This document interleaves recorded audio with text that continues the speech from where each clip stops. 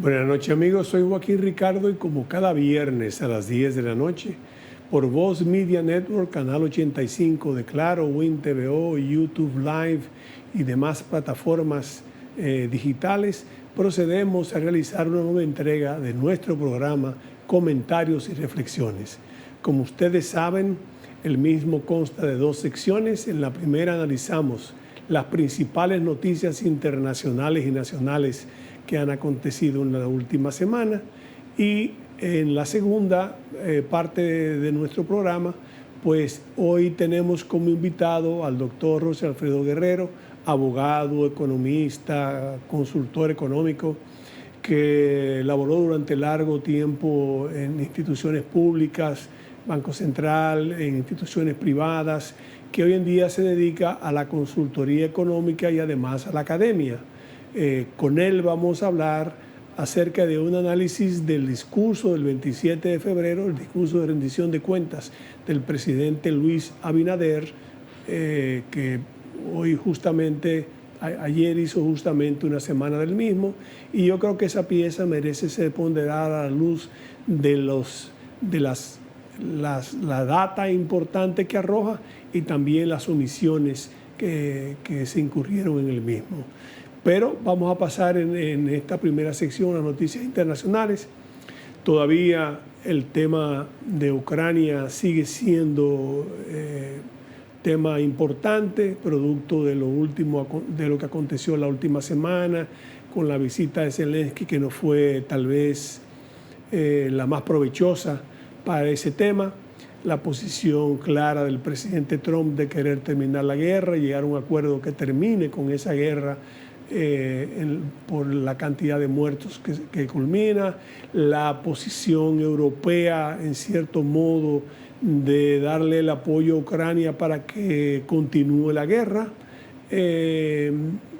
Rusia, mientras tanto, no opina, pero al parecer ya el propio presidente Volodymyr Zelensky le escribió una carta al presidente Trump donde dice que está de acuerdo a buscarle una salida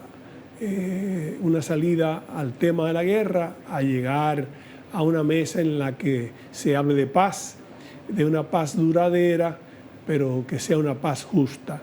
Vamos a ver cómo eso continúa. Mientras tanto, en Gaza ya se cumplió la primera etapa y ahora, mientras tanto, Israel, porque no se ha hablado de una segunda etapa, un segundo acuerdo para continuar con la entrega de rehenes y buscar una salida también al tema de Hamas. Hamas, que es el tema principal, no solamente el tema de los habitantes de Gaza, que han sido tomados como escudo por Hamas, secuestrados en cierto modo por Hamas para sus fines de su naturaleza terrorista criminal, porque eso es lo que es Hamas, una organización terrorista criminal. Es importante resaltar eso, que son los principales temas internacionales. El presidente Luis Abinader, por cierto, se encuentra también hoy en día en los Estados Unidos, regresó, este programa se graba los jueves, hoy está en los Estados Unidos, reunido con un grupo de inversionistas, como es natural, hablando de las bondades que ofrece nuestro país, nuestra economía, que es innegable que es un faro de luz en este mundo, en este continente, en el Centroamérica y en el Caribe, una región convulsa, y en este mundo lleno de incertidumbres. En el tema nacional, tal vez lo más importante a resaltar sea el hecho de lamentablemente, de un descubrimiento de armas cuyo origen proviene de los Estados Unidos y cuyo destino era Haití. Una importante confiscación de armas que se hizo en el país en esta semana es tal vez uno de los temas principales, amén de los resultados del propio discurso de rendición de cuentas del presidente Abinader. Después de esta pausa, pues, amigos, venimos con la segunda sección y nuestro invitado, el doctor José Alfredo Guerrero.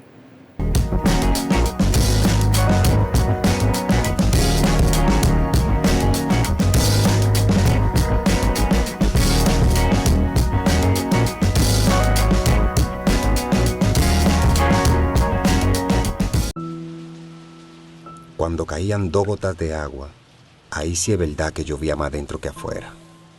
El sueño de que mi familia tuviera su casa propia, que pudieran vivir bajo un techo seguro, parecía imposible. Era algo que nos hacía sentir que no había esperanza.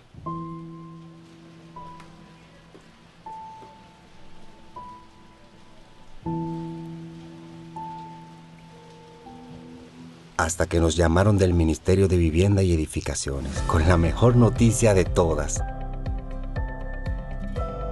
que ahora tenemos nuestra propia cocina, nuestro propio hogar, nuestro lugar favorito. Tener tu casa propia y digna sí se puede. Más de 9,000 viviendas construidas y entregadas. Tener tu casa propia y digna sí se puede. Ministerio de Vivienda y Edificaciones. Ustedes lo ven así de felices, pero esto no era así. En la vida uno tiene que josear y resolver con lo que uno tiene.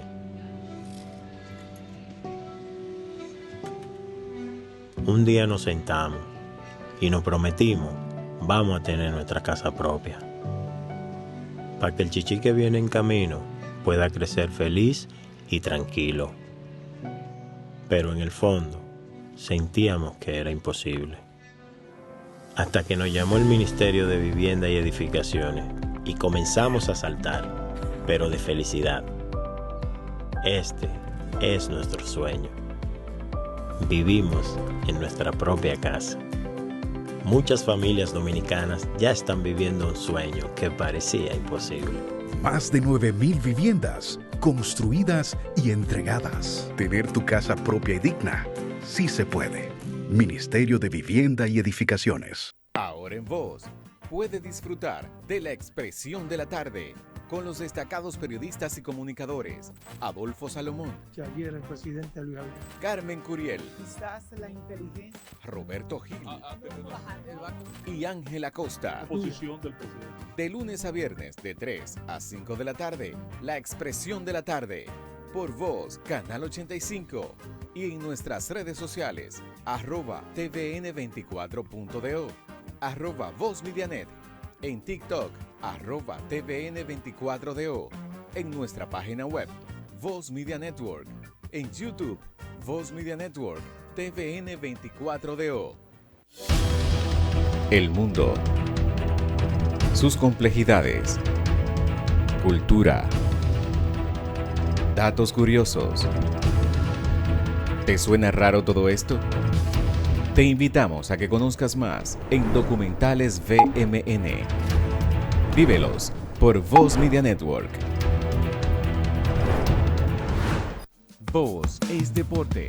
Los tres fueron fundamentales para el éxito de los Medias Rojas de Boston. No ganar el título es un fracaso total. Y eso debe ser una prioridad del movimiento deportivo. Porque realmente los juegos son del Comité Olímpico Dominicano. De los máximos goleadores en la historia de selecciones.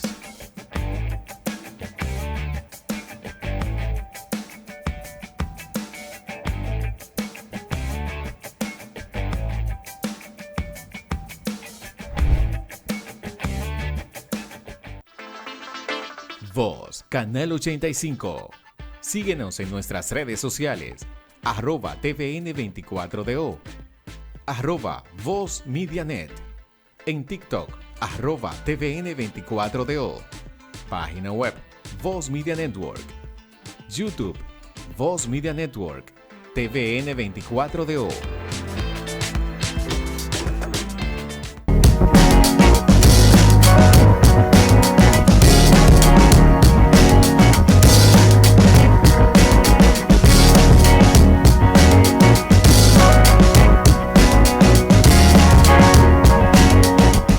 Bien amigos, como habíamos expresado en la primera sección de nuestro programa, nos honra hoy con su presencia de nuevo el doctor José Alfredo Guerrero, abogado, economista, consultor económico, ha laborado tanto en la empresa privada como en el área pública durante muchos años, en el área pública también.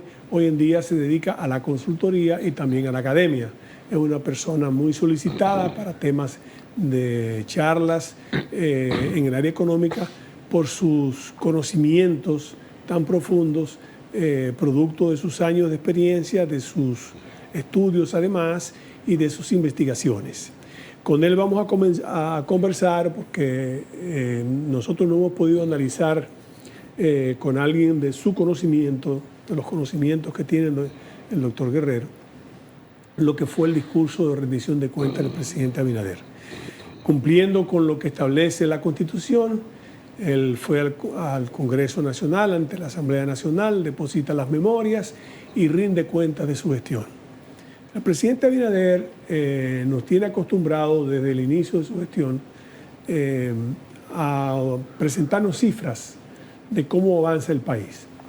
En esta oportunidad es evidente que presentó algunas cifras interesantes e incontrovertibles, que yo recuerde, por ejemplo, la inversión extranjera, que él cifró alrededor de 14 mil millones, el tema de las zonas francas, que él citó en cerca de 9 mil millones, el tema de la inversión extranjera, que alcanzó récords, según las palabras del presidente de la República, alcanzando la cifra de 4.500, 4.600 millones de dólares.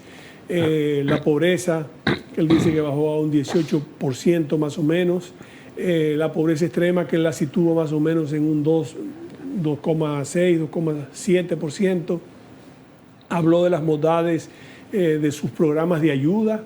Y así fue señalando también el camino, y como ya es costumbre y debe ser en todo jefe de Estado, también pues convocó a la nación para que tuviéramos fe en el futuro y en el porvenir de la República.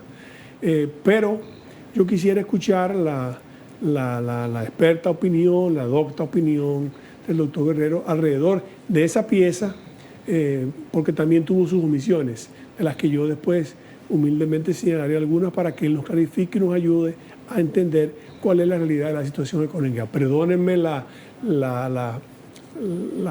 introducción un poquito más extensa, pero de esa manera puedo situar un poco en contexto al invitado para que él pueda proceder a realizar, no sin de nuevo darle mi más sentido agradecimiento por su presencia en nuestro programa. Muchas gracias, gracias por la invitación y efectivamente ha hecho un buen resumen de los puntos principales del presidente en su rendición de cuentas. Y en primer lugar, fue un discurso bastante largo, fueron 66 páginas. Y a mí se ha criticado que fue un discurso muy largo y que se basó en dar muchas estadísticas, pero yo creo que eso más que todo es una cosa positiva. Claro. Y una cosa interesante de estas cifras que da el presidente es que la mayoría, de casi todas las cifras, realmente pues son, y tú usaste la palabra, irrefragables, o sea, incontestables, y están ahí. O sea, las cifras del presidente están en datos públicos, en datos que uno entra al Banco Central, entra al Ministerio, a la Dirección General de Aduana, al Ministerio de Economía, y están ahí. Yo precisamente, antes de la entrevista, estuve haciendo eso, o sea, buscando estadísticas y comparando en bases públicas donde está la información. Por ejemplo, hay no sé si tú conoces, la Dirección General de Aduanas tiene un tablero para uno ver, señores, toda la información comercial del país. El presidente habló de exportaciones de 13 mil millones de dólares. Uno entra a aduana y la cifra es 12.900 millones, eso es por cuestiones en diciembre todavía, o sea, es la cifra, ¿no? Pero lo interesante es que usted ahí puede ver esa cifra, los productos que exportamos, dónde lo exportamos, dónde va dónde va a cada país. Puede ver entonces incluso lo que se exporta y se importa de cada país, y todo con cuestiones de darle clic a información. Eso es muy interesante. Es lo mismo con la inflación, el Banco Central tiene todos los datos ahí de inflación, incluso a nivel de artículos, de productos. O sea que todo lo que dice el presidente en sus datos está ahí. O sea, el salario mínimo es un comité de salario que da las informaciones, también está. El precio de la canasta básica también lo tiene. O sea que en cuanto a las cifras no hay, y las monetarias ni se diga. O sea, en la superintendencia de bancos ahora tiene una herramienta que se llama Sinbad, en la que si usted quiere saber cualquier cosa de cualquier banco... Sinbad como el marino. Allá. Sinbad como el marino. Pero una herramienta interesantísima, don Joaquín. Usted, por ejemplo, quiere ver ahora la tarjeta de crédito y quiere saber cómo son las tasas de la tarjeta de crédito, las comisiones. Simplemente entra a esa página, le da un clic y ahí le dice, la tarjeta de crédito tienen esta característica, incluso a nivel de banco, lo que pagan por tasa de interés. O sea, que tenemos que estar agradecidos de que tenemos muchas fuentes de datos para contrarrestar las cosas que dice el presidente. Y eso es muy lindo. Y eso reafirma uno de los puntos que también establece, que es la transparencia en que ha basado su gobierno. Claro, la transparencia. Y no hablemos del tema de la deuda, que ya lo hemos visto aquí. En la deuda pública usted puede entrar y buscar cualquier información de los bonos soberanos, dónde están, dónde se invierten, qué tasas están, cuáles fueron los precios de los bonos ayer. O sea, que información tenemos suficiente para contrarrestar todo eso. Ahora, usted también decía en su introducción las cosas que se omiten, las cosas que no están. Y parte de lo que vamos a hacer es eso, ¿no? Porque si fuera a repetir la cifra. Pero mira, por ejemplo, una que me llama la atención. El presidente decía que una de sus satisfacciones más grandes es entregar títulos de propiedad. Y entregado, en la cifra que tiene, son como 55.000 títulos. Y eso lo llena de satisfacción porque la propiedad privada, o sea, la entregar títulos de tierra, es algo interesante. Pero también hay una omisión. También tenemos casos en los que el gobierno tiene años que no paga, casos que se han decidido de precio justo, que tiene que pagar. Las expropiaciones. A personas que han sido expropiadas, se fueron a litigio, y entonces ahí está. Entonces vamos también a resolver eso. Hay muchos que están en el limbo también. Hay, por ejemplo, expansiones aquí de barrios como Capotillo, Luperón, etcétera, que eran tierras privadas, legítimamente en dueños de propiedades, que fueron invadidas. Hay personas que tienen título, se construyeron en esas tierras habitaciones, viviendas, y entonces todo está en un limbo, porque entonces es imposible sacarlos.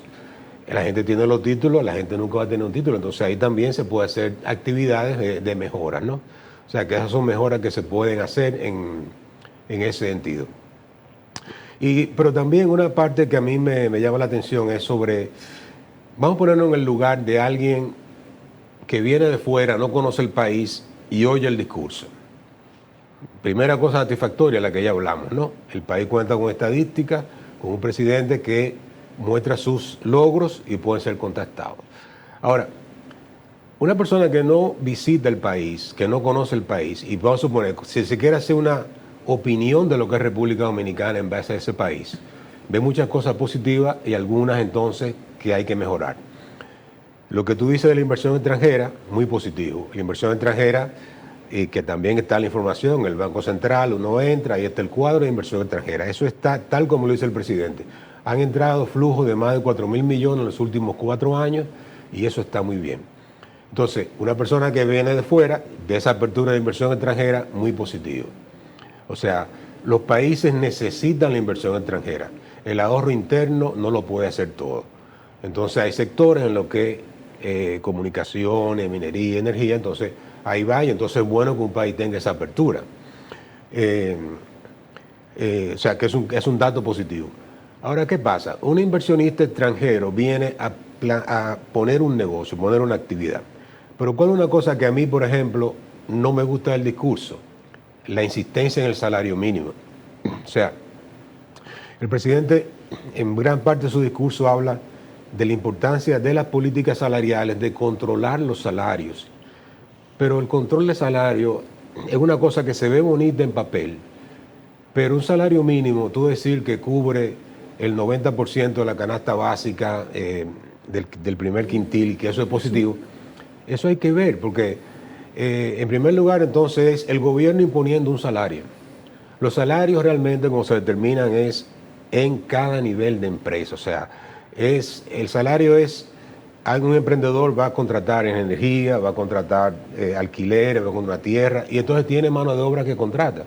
Y va a tener un producto que va a poner en competencia para ver si la gente se lo compra.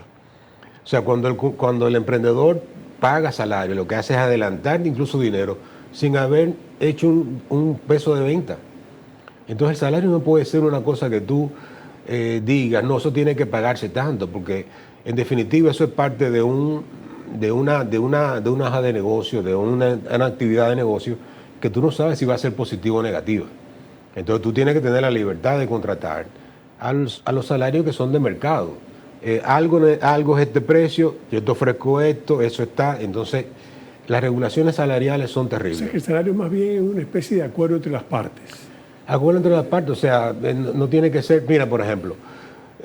Especialmente los formales, como te está diciendo, que ya son gente que vienen a hacer una inversión propia en República Dominicana. Sí, entonces, exacto, entonces ese otro, el salario mínimo también es algo que se aplica a los formales, porque entonces, fíjate la incoherencia que tenemos entonces el salario mínimo, pero entonces tenemos por decreto a personas diciendo lo que tiene que ganar un albañil, lo que pone entonces, el que pone el empañete gana tanto, el que pone la varilla pone tanto. Pero señor, ¿y qué es eso? O sea, el salario es en base a lo que se contrata para vender un producto y entonces eso es lo que se tiene que decidir. Entonces, hay países que han crecido, que nos llegan a nosotros, pero millas en cuanto a crecimiento del Producto Interno Bruto, y usted ve que son países que tuvieron mercados laborales flexibles, sin sindicatos, sin salario mínimo. Entonces, mira algo interesante. Las zonas francas se evalúan y se dice muy positivo en el discurso, pero la zona franca es un sector en el cual ahí sí son celosos con el tema del salario. Claro. ¿Por qué? Porque te pasas del numerito que es. Y no da. Y la gente simplemente se va a Costa Rica, se va a otro lado. Se va. Entonces, entonces el salario mínimo en la zona franca entonces es especial. Es especial porque entonces tiene que estar un sector, y mira la lógica, integrado al sector, a mercados globales, donde tú no puedes imponer salarios. O sea, yo no le puedo imponer al consumidor americano un salario mínimo que te cubra la canasta básica nacional en zona franca, porque tú no exportas costos. Entonces, ahí es que yo digo que una de las cosas que yo diría, bueno, ahí le pongo como un asterisco al asunto, sobre el tema del salario, por ejemplo. Esa es una de las cosas que veo.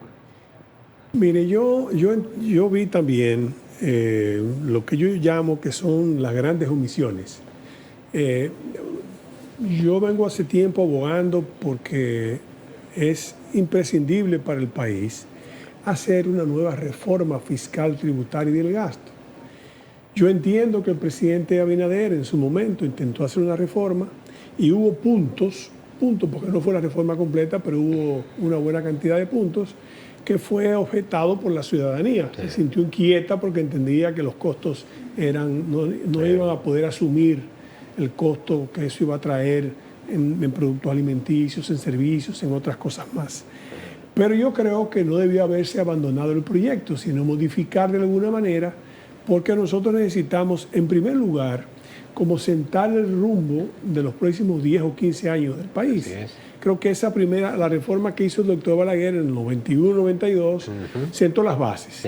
Pero obviamente han pasado 30 años, entonces ya es necesario que con el mercado es de otra manera, las necesidades son otras, entonces hay que enrumbar el país por ese sendero.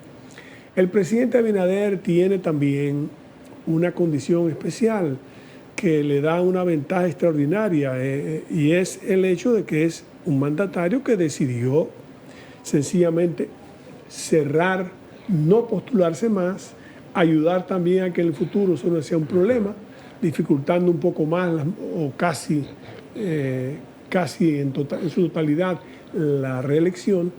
Por lo tanto, él queda en estos momentos como condición, no solamente como líder del país, que es lo que son los presidentes, tienen que liderear, tienen que llevar, tienen que orientar, son los que deben decir el camino a seguir, en una posición privilegiada porque no tiene que pensar en lo que se llama el costo político, en lo que usualmente piensan los dirigentes nacionales, ¿verdad? Entonces él puede asumir el costo político de una reforma que permita, porque le formulo las siguientes preguntas. ¿Hasta cuándo podemos seguir con el déficit? El déficit se acerca, varía según los economistas, ustedes tienen, pero bordea casi los 300.000 millones de pesos. vamos a decir que está ahí en ese rango de 290, 295, depende. ¿Cómo podemos seguir también sosteniendo que entre el servicio de la deuda y los gastos corrientes se consume el 92% de los ingresos? ¿Y cómo podemos nosotros también entonces asumir en el futuro, digamos, el propio tema de la deuda externa a la que habrá que hacerle frente en algún momento? Yo sé que todavía se siguen vendiendo títulos a buen precio, que todavía la República tiene una buena calificación por los organismos internacionales de calificación de riesgos, pero yo entiendo que mediante esa reforma que le permita mayor ingreso al gobierno para poder hacerle frente al déficit, poder hacerle frente también a la inversión reproductiva del gobierno, que ha bajado notablemente porque no tiene recursos para poder hacerlo. Esa creo yo que es la manera que nosotros podemos seguir hacia adelante. ¿Cómo vamos a poder salir? ¿Qué podemos hacer para esas tres cosas? Sin contar, le agrego, van 4, perdone que sea, le agrego el tema de los 1.500 millones de dólares del tema de la crisis energética, el tema de las sedes, que de alguna manera hay que hacerle frente. ¿Qué podemos hacer? Esas son las omisiones, como digo yo, en cierto modo, del discurso. No, excelente, o sea, y realmente es así, o sea, hasta difícil es agregarle un poco más a lo que acabas de decir, pero ciertamente la reforma fiscal,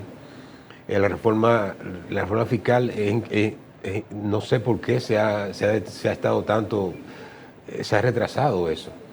De hecho, eso lo vimos aquí en un programa, sí, y llegamos a pronosticar que iba a volver la reforma consensuada. Eso entendíamos. Y en poco tiempo, porque la reforma fiscal es algo que está sobrediagnosticado. Aquí una de las cosas que tiene también nuestra economía es que muchos de los problemas están diagnosticados y están ahí, o sea, y súper estudiados. O sea, en la parte fiscal, aquí, yo incluso dije que la reforma fiscal se la hicieron en las vistas públicas y los comentaristas que opinaron sobre eso.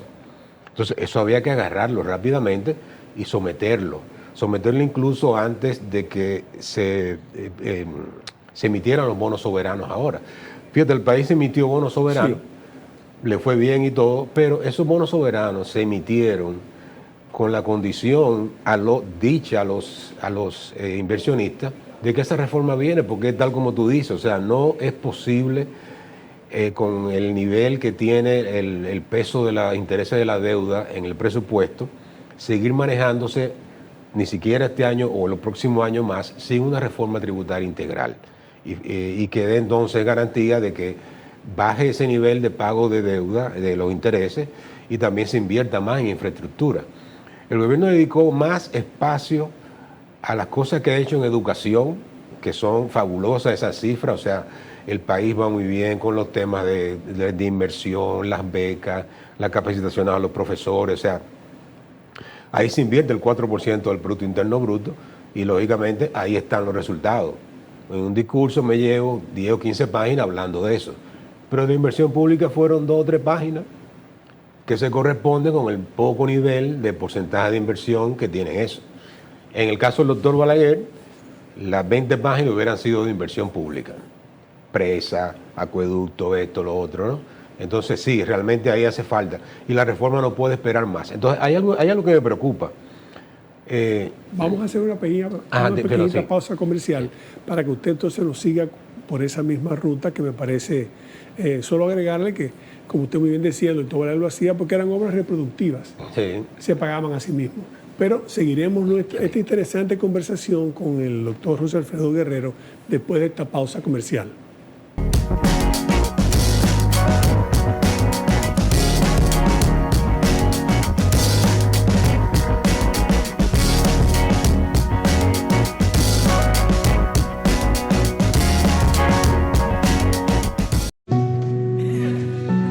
Ustedes lo ven así de felices, pero esto no era así. En la vida uno tiene que josear y resolver con lo que uno tiene.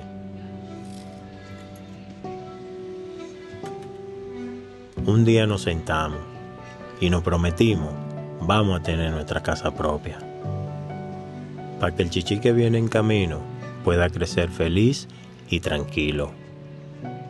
Pero en el fondo sentíamos que era imposible. Hasta que nos llamó el Ministerio de Vivienda y Edificaciones y comenzamos a saltar, pero de felicidad. Este es nuestro sueño. Vivimos en nuestra propia casa. Muchas familias dominicanas ya están viviendo un sueño que parecía imposible. Más de 9.000 viviendas construidas y entregadas. Tener tu casa propia y digna, sí se puede. Ministerio de Vivienda y Edificaciones. Ustedes lo ven así de felices, pero esto no era así. En la vida uno tiene que josear y resolver con lo que uno tiene.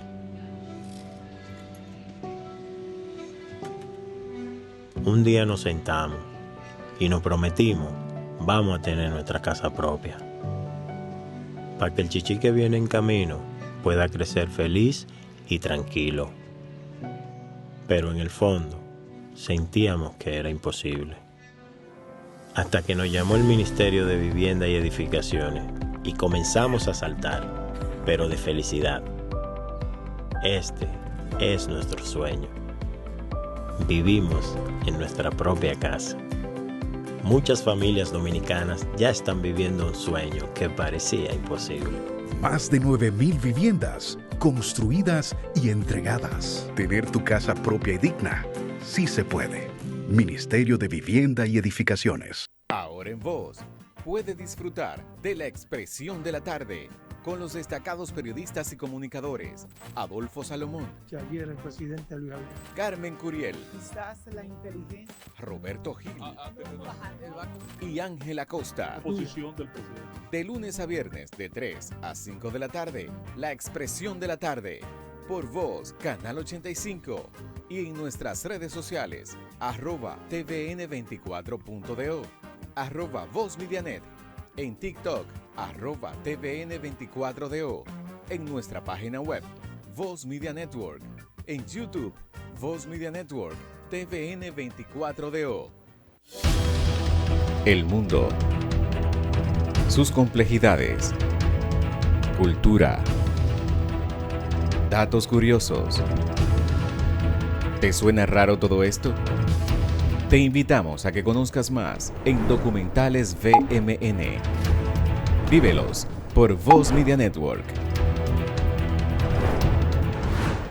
Voz es deporte. Los tres fueron fundamentales para el éxito de los Medias Rojas de Boston. No ganar el título es un fracaso total. Y eso debe ser una prioridad del movimiento deportivo. Porque realmente los juegos son del Comité Olímpico Dominicano. De los máximos goleadores en la historia de selecciones.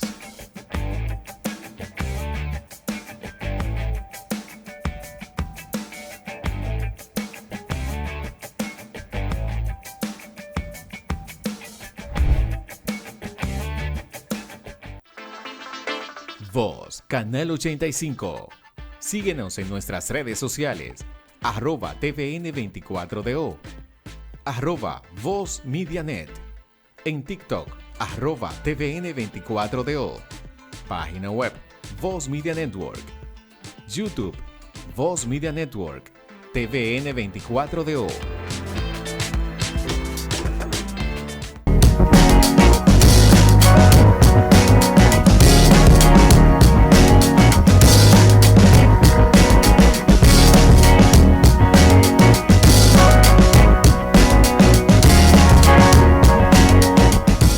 Lo interrumpimos, doctor, cuando usted hablaba de la inminente necesidad de esa reforma para ampliar los ingresos del Estado, porque para poder hacerla sobre la infraestructura. Mencionó usted que en el discurso muchas páginas dedicadas a las cifras, evidentemente halagüeñas, importantes, pero poca a la infraestructura, sí. A la infraestructura, porque no hay los recursos, y lo entendemos, sabemos que no hay los recursos. Ahí lo interrumpí como usted estaba hablando y diciendo. Sí, no, precisamente decía eso, que en un discurso del doctor Balaguer, la mayoría de las realizaciones hubieran sido de obras de infraestructura, porque ese era su principal objetivo. Entonces, eso, pero para que la próxima entrega del presidente tenga más páginas de infraestructura, se requiere también la reforma. La reforma fiscal es como usted dice, o sea, no es posible posponerla más. Entonces, yo no entiendo eso. Entonces me preocupa, ahí conectaba, que en el Congreso ahora salió que se introdujo a través de, creo que el diputado Genao, otra vez la parte de la reforma del gasto tributario. Pero en ese proyecto hay dos cosas, que se elimina entonces incentivos en lo que está basado las industrias de zona franca y de turismo, que son las que más habla el presidente en su discurso. O sea, esos fueron los temas que más se le recalcaron y se criticaron en la pasada reforma, sí, de que tú ibas a cambiar cómo funciona la zona franca y cómo funciona el turismo. O sea, proyectos ya que estaban anunciados, que iban a estar, entonces ahora se le elimina se le pone a pagar impuestos. O sea, y entonces eso aparece ahora, pero aparece entonces por la mano de un diputado. O sea, no, eso no es así. Cuando se consensuó la reforma, que tiene que llamarse a todos los sectores, es el presidente de la República decir, mire, este es el proyecto, lo consensué y esto va. Porque fíjate algo interesante. Yo me puse a leer ese proyecto y en el artículo 4 veo que hay un aumento de aranceles. Un aumento de aranceles en partidas de tabaco y en cigarrillos electrónicos. Entonces ahí te conecto con lo bien comunicado e informado que está el país, porque yo tomé esas partidas arancelarias, me fui a la Dirección General de Aduana, conseguí el tablero de aduana, y entonces ahí chequeo de qué se trata, ¿no? Te voy a poner el caso de los cigarrillos electrónicos. El año pasado se importaron 5 millones de dólares, la mayoría vienen de Estados Unidos y de China, pero entonces lo interesante es que esas partidas tenían 0 arancel. O sea, esos 5 millones, que fueron 5 millones el 24, pero 17 millones en el año 23, tenían 0 arancel. Ahora de repente suben a 8%, a 20%. 20%. O sea, ahora mismo que hay una guerra comercial de Trump con los países vecinos, poniéndole aranceles, entonces ahora la República Dominicana va a entrar en la guerra de los aranceles, poniéndole un 20% a productos de Estados Unidos que entraban con 0. Aunque sea chiquito, cigarrillo electrónico, el hecho es que si usted afecta a un exportador de los Estados Unidos en este momento, que pagaba 0 y paga 20, hoy él se va a quedar con las manos cruzadas. Claro. Entonces no puede ser. Otra cosa, en ese tema arancelario, el presidente llegó a los arroceros, al discurso, y le dijo, miren, yo lo acabo de proteger, el arroz que iba a llegar americano, pagando 0%, yo los protegí, le puse 99%. O sea, arroz americano que podía llegar a 0%, ahora el presidente de la República Dominicana le pone un 99% de arancel al arroz que venía en 0. O sea, aquí tenemos que ponerlo claro en este asunto comercial. Estados Unidos lo que quiere es acuerdos bilaterales y acuerdos que sean beneficiosos para los dos países. O sea, mucha gente critica a Trump, que dice que está en guerra comercial. No, lo que pasa es que Trump ha visto que Estados Unidos le pone más impuestos a sus productos que lo que él recibe en Estados Unidos. Claro. Canadá, por ejemplo, tiene muchos productos con aranceles bien altos contra Estados Unidos. Entonces, nosotros tenemos que plantearnos qué es lo que vamos a hacer, porque yo no tocaría absolutamente nada que venga de Estados Unidos con 0 arancel, ¿no? Entonces, esa es la cosa que yo veo en el discurso, que veo también. Entonces, también uno tiene que ver, o sea, vamos a ver, yo atraigo la inversión extranjera, felicito que estoy exportando, pero al mismo tiempo entonces pongo restricciones, pongo entonces aranceles. O sea, yo tengo que definir qué es lo que yo busco en la parte comercial, porque qué lindo es exportar. Pero entonces lo que venga le voy a poner arancel. Pero nosotros no estamos en eso. Nosotros somos un país pequeño que debemos integrarnos a la comunidad internacional, al comercio internacional, con bajos aranceles, que esa fue la reforma más importante del doctor Balaguer, fue esa. En el 91, el doctor Balaguer, que creó una de las aduanas más complicadas y los procesos arancelarios más anticuados, en un momento dijo, bueno, esto no funciona, por aquí hay que ver el asunto, se convenció y dijo, ahí va. Y el país aquí comenzó a importar cosas desde los años 90 con Balaguer. Aquí la gente iba a Puerto Rico a comprar productos. Aquí se acabó lo de que tú viajas y que traes unos tenis. No, ya Aquí no. no se podía traer vehículos. Nosotros nos quejamos del transporte ahora y de los tapones, pero el padre de que la gente tuviera vehículos aquí en este país es el doctor Balaguer. Porque aquí existía un mercado de vehículos que era oligopólico, solo se traían autos nuevos y no se podía traer autos usados. Entonces en el 90 Balaguer dice, no, aquí mercado libre para los vehículos usados. Entonces ahora hay familias que tienen 2 y 3 carros. Y ahora con más razón por el tema de la guerra comercial. Yo quería, antes de entrar a ese punto, si no alcanza el tiempo, ojalá así sea, preguntarle por el tema eléctrico que usted cree que podemos hacer y el tema de la deuda y algo tal vez que sería lo primero, yo diría, porque la gente lo entiende. Hay un aumento más o menos ligeramente sostenido en los precios de los artículos de primera necesidad. Sí, proviene de una apreciación del dólar. En cierto modo, desde octubre del año pasado, más o menos el dólar se ha ido apreciando frente a monedas importantes como el marco alemán, el franco francés, el mismo renminbi. Y los países pues sufren ese tema de depreciación. Pero evidentemente, además del problema de la tasa de interés, que ese es otro tema que habrá que tocar, evidentemente la gente siente, pero las cosas están caras, las cosas están caras. Y aunque la producción y viene y se importa, pero las cosas están caras. ¿Cómo podemos enfrentar esa pequeña cara inflacionaria, ese tema que hay con el tema del dólar por la vulnerabilidad también de nuestra economía, en cierto modo, a pesar de todo? ¿Cómo podríamos enfrentarlo? Sí, mira, o explicárselo a la gente para que lo entiendan. Mira, la inflación es una cifra, cuando el Banco Central dice la inflación fue 3%, el banco lo que dice es que 364 artículos, la canasta básica tiene 364 artículos. Entonces lo que dice es que en promedio subió 3%. Pero no quiere decir, o sea, es el ponderado de todos los bienes. Ponderado. Entonces la gente muchas veces dice, pero ¿cómo va a ser 3% si el arroz me subió el doble? Si esto me subió, entonces lo que pasa es que las cosas se ponderan y llegan a un punto. Ahí es que está la información que da el Banco Central por artículo.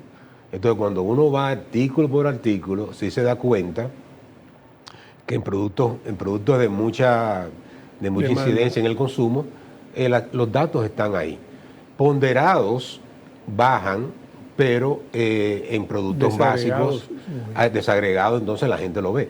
Porque mira algo, ¿qué ha pasado con la gasolina y los combustibles? Desde marzo del 2022 no hay aumento en la gasolina. O sea, todo está igual, gasolina, diésel, gasolina premium, petróleo, gas. Entonces son productos que pesan en la canasta, pero entonces tienen un 0 de inflación. Entonces cuando tú ponderas, ese no aumento de la gasolina te compensa lo que aumentó el arroz, lo que aumentó aquello. ¿Y la ponderación? La ponderación.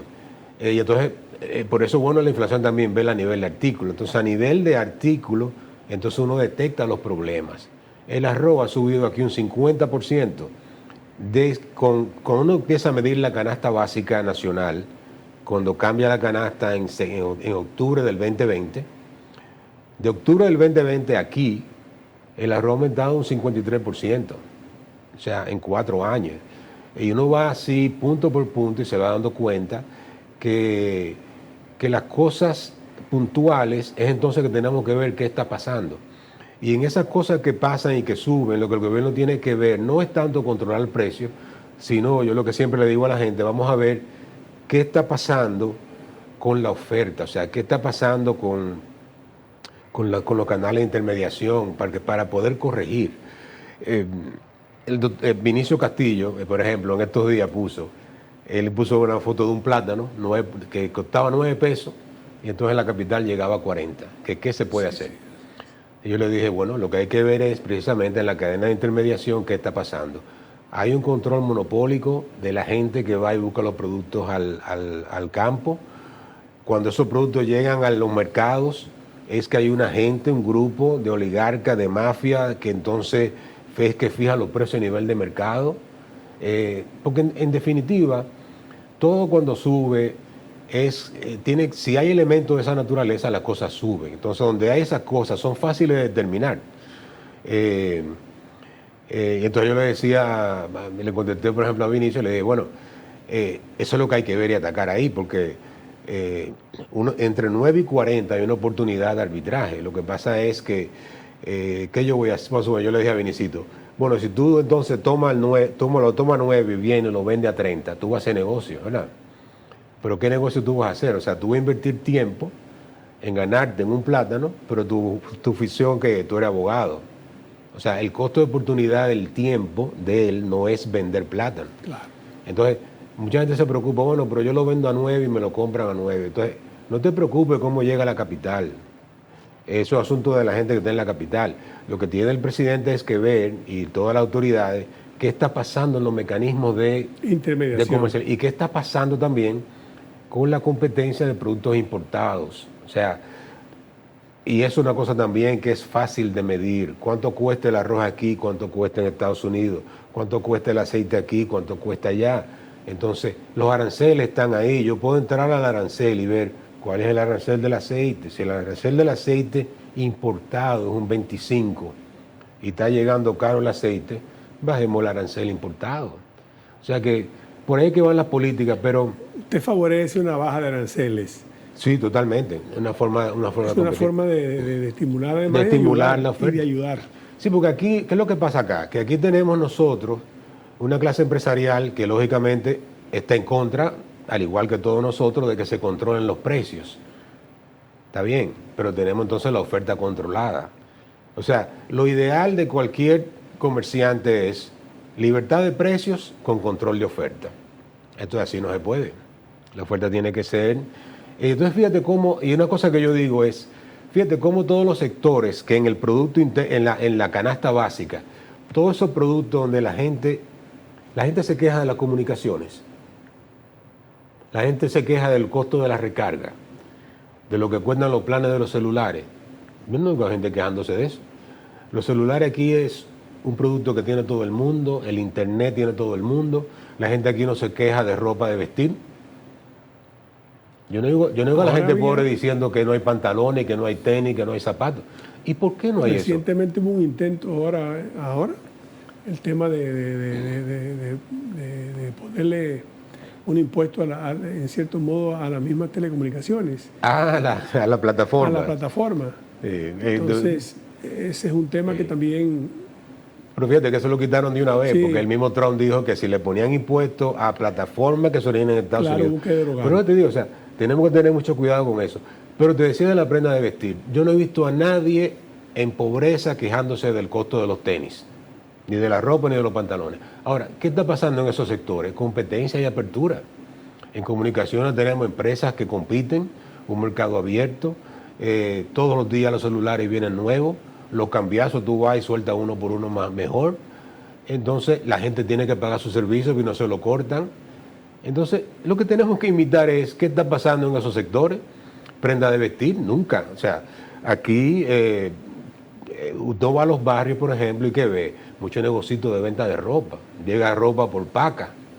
Claro, no. Y las pacas son, te mando ropa usada allá y lo vendo. O sea, entonces imitemos eso. Evidentemente. Bueno, entonces coincidimos en el tema de la reforma fiscal, que eso permitiría resolver el tema del déficit, el tema, de cierto modo, de la deuda, y permitiría también al mismo tiempo adecuar y ver por qué camino vamos a seguir. El tema de los aranceles lo quiero abordar ahora. El presidente Trump, en el tiempo que nos queda, pues más o menos, de acuerdo a un análisis que hizo un apreciado amigo suyo y mío, tiene como 3 puntos principales más o menos en que les esboza. La dominación energética, la dominancia energética de los Estados Unidos mediante la estimulación de la producción del petróleo, el proteccionismo mediante la medida de los aranceles, bueno, que es un proteccionismo, digamos, buscando la igualdad la igualdad en el trato. Si usted me pone a los míos, pues yo le pongo los suyos. Claro. Eso es lo más lógico. Y finalmente, habla también de una reducción del gasto y de una especie de regulación del sector. En ese análisis, ¿cómo usted cree que nos impacta? ¿Nos impactaría? Parece ser que que en cierto modo los impactos no van a ser que hay grandes oportunidades para el país. Porque, por ejemplo, en el tema migratorio, que mucha gente se queja, de acuerdo a datos del mismo Banco Central, nuestra comunidad no será tan afectada porque más casi un 60% ya son ciudadanos norteamericanos por el tema de la cadena familiar que lo arrastra. Y los que están en condiciones de ilegalidad apenas llegan a un 12%, que es mucho menos que el promedio de los demás grupos étnicos mayoritarios por allá.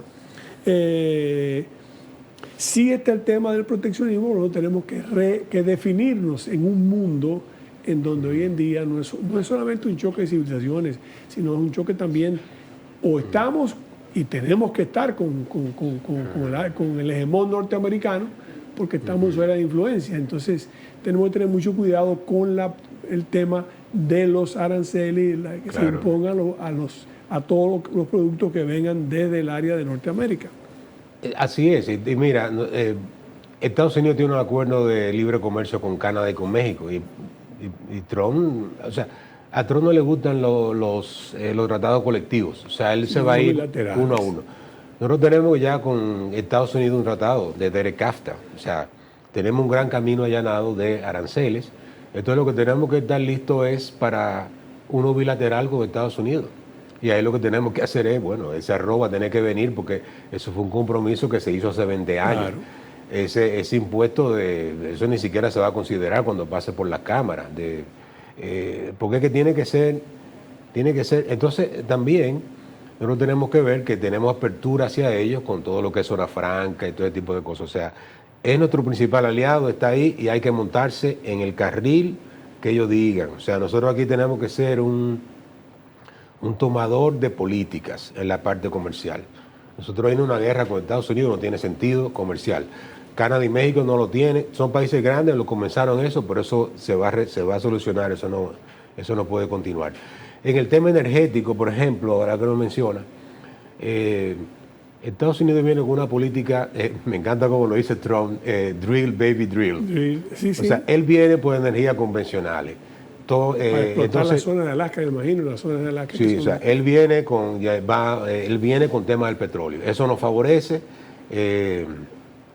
porque va a venir energía barata de allá, el petróleo va a bajar, y entonces también nosotros vamos a tener que bajarle un poquito a eso de la energía verde y también tenemos que ver porque Trump también es un enemigo de todas estas políticas de género, de cosas. Entonces tuvo el discurso del presidente, entonces ahí está con el tema del Ministerio de la Mujer, que la mujer esto, que la mujer aquello, que la compra gubernamental, le doy importancia a las mujeres. O sea, ya esa política de diversidad, inclusión y género, eso le hizo mucho daño a Estados Unidos. Trump es un enemigo de esas políticas y entonces vamos a bajarle también, como dicen en el argot popular, 2 rayas a eso. A mí no me gustan esas políticas, yo creo que, bueno, mira, ahora está también el tema de mira, yo fuera el presidente de la República y me pusiera, igual que Trump, aunque no es un issue todavía aquí, con el tema de que los atletas trans no se permitan en deporte femenino. Yo anunciar ahora mismo que las reinas del Caribe van a seguir siendo mujeres. Porque aquí estamos un grupo de personas practicando con la intención de ingresar a ese grupo élite de voleibol. O sea, si Trump va por ese camino, ¿por qué no nuestra Comisión de Deporte no se adelanta y hace eso? Dice, el deporte femenino dominicano se va a proteger. O sea, tomemos las líneas, porque fuimos muy condescendientes y nos montamos en el carro de la comunidad LGTB, que esto, que lo otro. Bueno, pues entonces ahora vamos a ponerle caso también a lo que viene, ¿no? Es sorprendente que en Estados Unidos todos los representantes demócratas votaran en contra de que los deportes femeninos siguieran siendo femeninos. O sea, que hombres no vayan a entrar a los lockers porque se perciben mujer para jugar deporte. O sea, Estados Unidos está muy dividido ideológicamente ahora mismo. Todavía existen, esas ideologías están ahí, siguen peleando, pero nosotros tenemos que ver si le vamos a seguir dando esa importancia a eso. Claro. Hay una noticia también de hoy, este programa lo grabamos el jueves y sale los viernes, como ustedes saben, a las 10 de la noche, que es el tema de los semiconductores.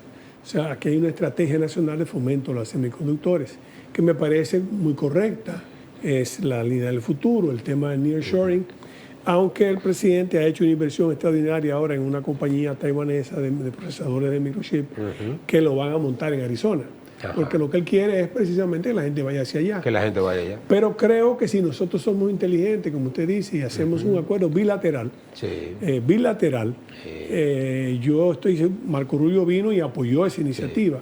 Y ahora mismo el presidente se encuentra en los Estados Unidos, precisamente tratando de vender las bondades del país a los inversionistas. Claro. Y ese es un área importante que en un tratado bilateral pudiera despejarse un poco tal vez la duda, porque él pidió que pararan todas las ayudas sobre ese tema y que lo dedicaran a otra cosa, porque la gente se estaba cogiendo el dinero y no llegaban allá los productos finales. Pero República Dominicana, en cierto modo, es un faro de luz en medio de un Caribe convulso, de una Centroamérica, en una región convulsa. En estos momentos hay un mundo realmente incierto y convulso. Y nosotros pudiéramos continuar, apelar tal vez, si no a esos fondos, a un trato especial de otra manera, para que nosotros podamos seguir con esa estrategia tan importante del fomento de la línea de semiconductores. ¿Qué usted considera? ¿Cómo podemos enfrentar esa situación? No, claro, y ahí la señal vino clara. Marco Rubio lo introdujo eso está clarito ahí. ¿Qué es lo que hay que hacer con esto? Vamos a esto. O sea, hay que trabajar con los Estados Unidos. Dejemos el antiimperialismo, el asunto, el globalismo, las cosas. O sea, es nuestro socio comercial. Las políticas de Trump son sensatas. Él tiene una forma de explicarlas y cosas que irrita a las personas. Claro. A mí me encanta. Pero vamos a ver el fondo de lo que se tiene, ¿no? Es nuestro socio comercial, está ahí mismo. Y ojalá que en ese trato bilateral, tú sabes una de las cosas que me sueño, que Trump le entre a una industria en Estados Unidos, que sobre todo en la Florida, que no merece estar ahí ni debe estar ahí, que es la del azúcar. O sea, en Florida, o sea, un ingenio de azúcar. O sea, es una cosa que solo se sostiene en base a los subsidios del gobierno norteamericano. Entonces, qué felicidad fuera que Trump dijera, azúcar, tú no ya. Tuviste muchos años, recuperaste tu inversión 60 millones de veces, entonces ahora vamos a... Porque el comercio internacional, mientras más fluye, los países se